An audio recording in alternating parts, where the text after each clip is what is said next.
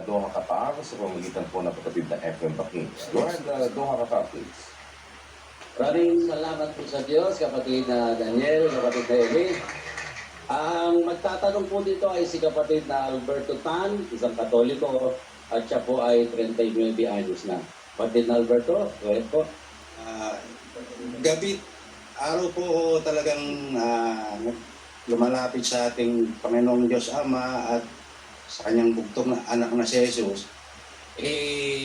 Sa akin pong paglapit, lagi po akong nagsa-sign of cross.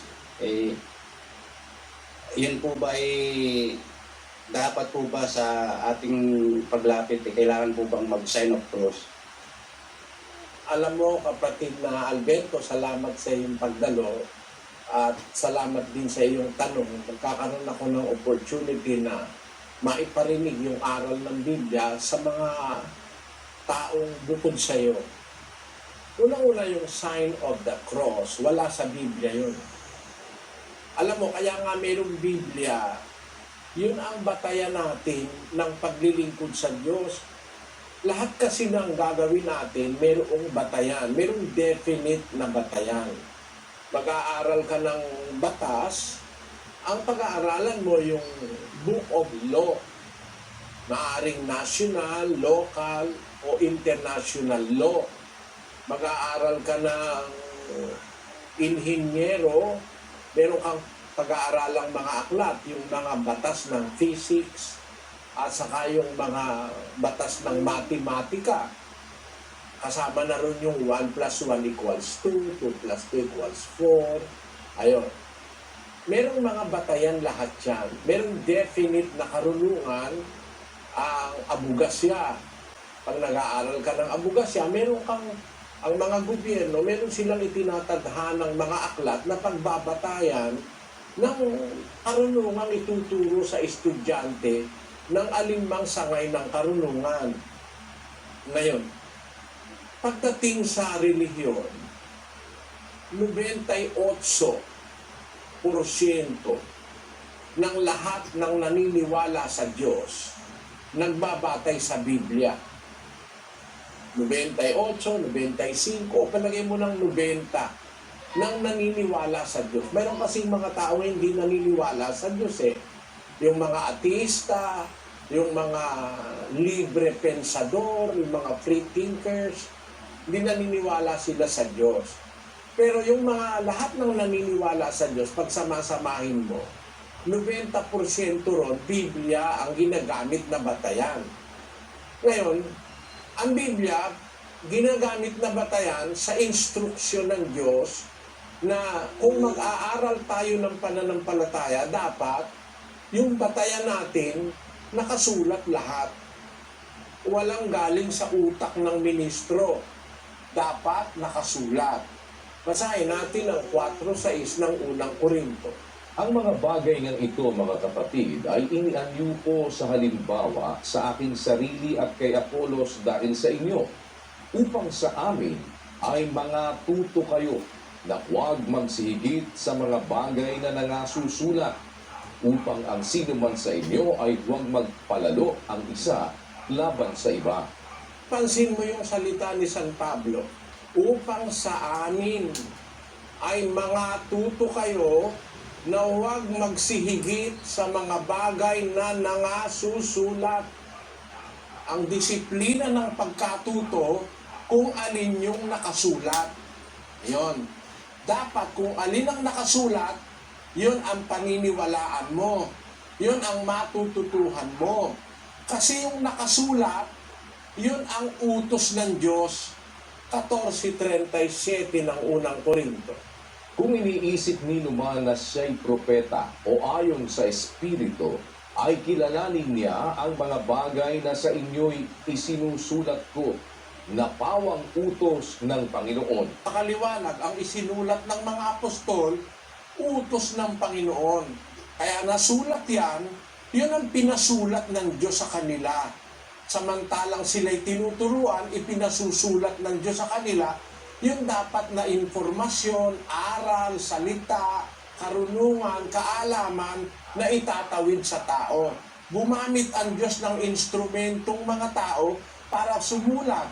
Unang-una si Moises, isang prinsipe si Moises, prinsipe sa Ehipto, kinilalang anak ng anak na babae ni Paraon. Kung matatandaan nyo yung Ten Commandments, si Moises ay inampon ng anak na babae ni Paraon, tinuruan sa Ehipto.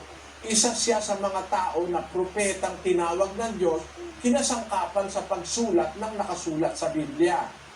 Tapos tumawag siya ng mga propeta, sumulat din sila Isaias, Jeremias, etc. Tapos sa panahon ni Kristo, tumawag siya ng mga apostol na pinasulat ni Kristo ng kanyang mga aral. Sabi ngayon ng mga apostol, kung mag-aaral kayo, matuto kayo sa amin, huwag hihigit sa nakasulat. Dapat kung alin yung nakasulat, yun ang matutuhan natin. Pag hindi nakasulat, hindi kasama yun sa dapat nating tanggapin. Kasi hindi yun ipinasulat ng Diyos eh. Hindi yun sinabi ng Diyos. Alam nyo, sa mundo, ang isang totoong dapat maintindihan ng tao. Sa mundo, mga kapatid, maraming katha. There are so many inventions sa mundo.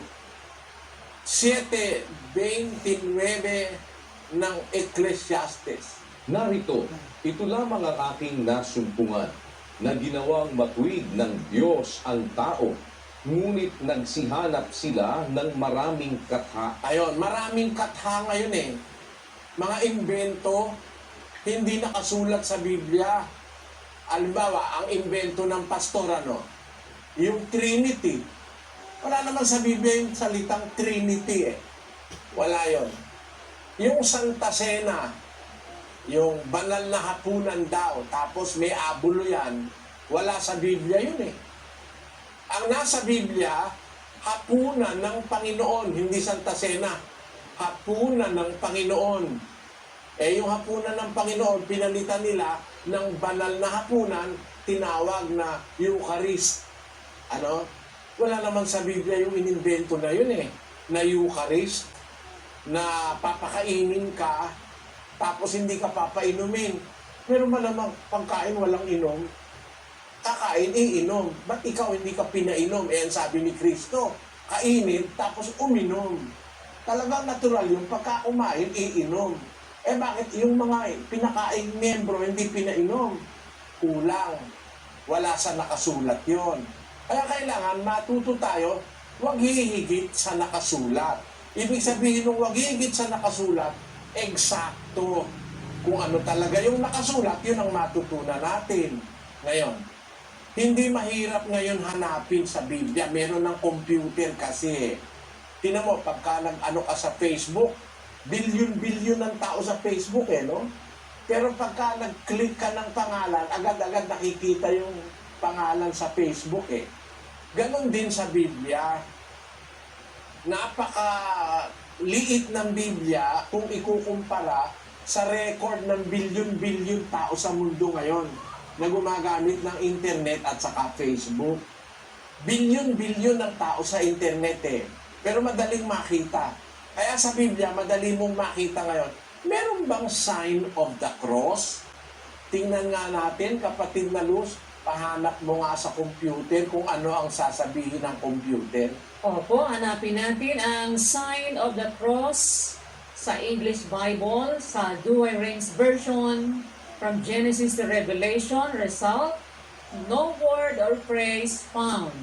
Kung nakikita mo yan, kapatid na Alberto, yung Douay Rheims version ng Biblia, yan ang Bibliang Katoliko mismo. Yan ang ginagamit ng Katoliko, kaya dyan natin hinanap. Yung palang sign of the cross, wala pala sa Bibliang Katoliko mismo tingnan naman natin sa ibang Biblia. Sa lahat na ng Bibliang Ingles, meron bang tinatawag na sign of the cross, kapatid na Luz? Hanapin po uli natin in all English translation. Let us search for sign of the cross from Genesis to Revelation. Result, no word or phrase found. Ayan, ang sabi ng computer, hindi pala naman nakasulat yung sign of the cross paano mong gagamitin yun? Alam mo kung ano yung sign of the cross, kapatid? Basahin natin, kapatid na Daniel, yung Discourses on the Apostles' Creed na isinulat ni Reverend Clement H. Crack sa pahina 17, kapatid na Daniel. Ito po ang sinasabi ng Discourses on the Apostles' Creed by Reverend Clement Croft, page 17. Saint Teresa states that Satan had no power over the cross, nor over any object over which the sign of the cross has been traced. It is the Christian's strongest and most powerful weapon against Satan. Ayon daw kay Santa Teresa, hindi naman apostol yun.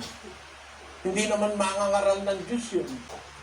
Ang sabi raw ni Santa Teresa, yun daw sign of the cross, yun daw ang strongest and most powerful weapon against Satan. Yung pala, panlaban kay Satanas yung sign of the cross. Yun ang sabi ng libro.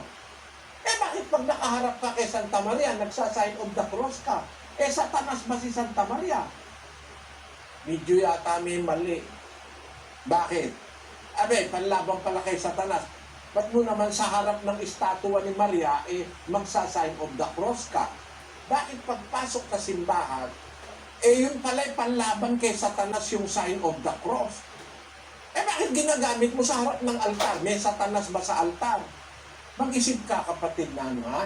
Ito pa ang panalangin, hindi namin ito inimbento. Ito'y isinulat sa maikling katisismo, kapatid na Daniel. Ito po ang maikling katisismong pahina 3, may nilabstat ni J.C. Abriol at imprimatur ni Hernando Antiporda.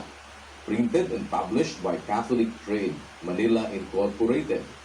Ang tanda ng Santa Cruz.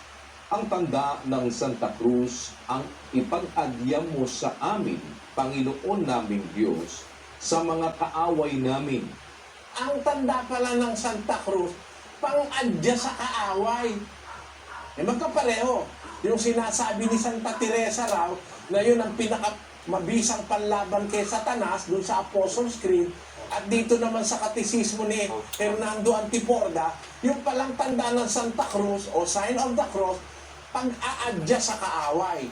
Kung pag-aadya sa kaaway, mananalangin ka sa Diyos, ba't ka naman gagawa ng sign of the cross? Bakit pagkakain pa ako dumulog sa lamesa, nagsa-sign of the cross? Pang-adya pala sa kaaway, kaaway mo ba naman yung pagkain? At meron pa ako nakikita, nakasakay sa jeep o sa bus, nung nagbubusak ng jeep, pag natatapat sa simbahan, nagsa-sign of the cross. Ganun ka ako, yung pala'y pang-adya sa kaawa, yung pala'y panlaban kay Satanas. Ba't pagtapat sa simbahan, dali-daling nagkukurot? Magulong aral yan kasi wala sa Biblia. Mag-isip ka, kapatid. Hindi naman sa akin galing yun galing sa libro nyo. Kaya ko naman kinuha sa libro nyo ang sagot dahil wala naman kasi sa Biblia. Diba? Kasi hindi nakasulat sa Biblia na pag nananalangin, mag-sign of the cross ka. Wala nun. Wala nun sa Biblia. Di hahanap ako ng ibang impormasyon. Nakita ko sa librong Katoliko, yung palang sign of the cross, pang-adya sa kaaway, panglaban sa kaaway, at pinakamabisang panlaban kay Satanas. Sabi ko, may mali. Mali talaga, kapatid. Sana naunawaan mo, kapatid na Albert,